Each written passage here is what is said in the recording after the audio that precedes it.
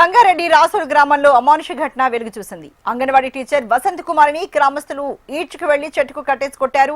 జుట్టు కత్తిరించి గాడిదపై ఊరేగిస్తామని ఆ మహిళను బెదిరించారు. వద్దని ప్రాధాయపడ్డా కనికరించకుండా గ్రామస్తులు గంటకు పైగా అంగన్వాడీ టీచర్ ను చిత్రహింసలకు గురిచేశారు. ఇన్సూరెన్స్ డబ్బులను గ్రామస్తుల నుంచి అంగన్వాడీ టీచర్ భర్త వసూలు చేసి తిరిగి ఇవ్వలేదని భర్తపై కోపంతో వసంత్ కుమార్ని విచక్షణరహితంగా కొట్టారు.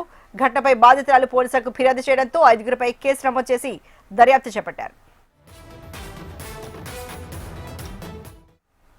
మరి ఇదే సంబంధించి మరింత తాజా సమాచారాన్ని మా ప్రతినిధి యోగానందరెడ్డి అందిస్తారు. యోగానందరెడ్డి, ఒక మహిళపై ఇంత విచక్షణ రహితంగా ఆ గ్రామస్తులు దాడి చేయడానికి గల కారణాలేంటి?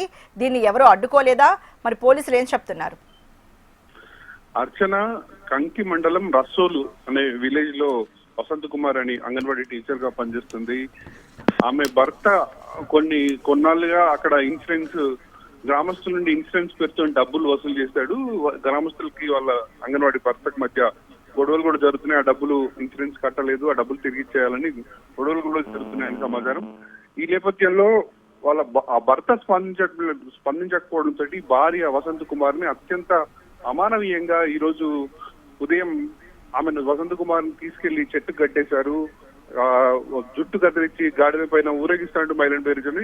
ఈ సమాచారాన్ని పోలీసులకు అందజేయడంతో తోటికి సంబంధించిన అంగన్వాడీ కార్యకర్తలు మొదట సమాచారం అందించారు. అంగన్వాడీ కార్యకర్తలు వాళ్ళు వచ్చేసి పక్కన ఊరు నుండి మిగతా కార్యకర్తలు వచ్చి పోలీసులకు సమాచారం అందించారు. ఈ నేపథ్యంలో పోలీసులు ఫిర్యాదు తీసుకుని 5 కేసు నమోదు చేయడం జరిగింది. ప్రస్తుతానికి పోలీసులు గ్రామంలో ఎలాంటి సంఘటనలు జరగకుండా పోలీసులు కట్టుదిట్టంగా వాళ్ళకందరికి గ్రామస్తుల పైన రిమైండ్ చేసే అవకాశం ఉంది. Archana, right, thank you so much Yogananda Reddy.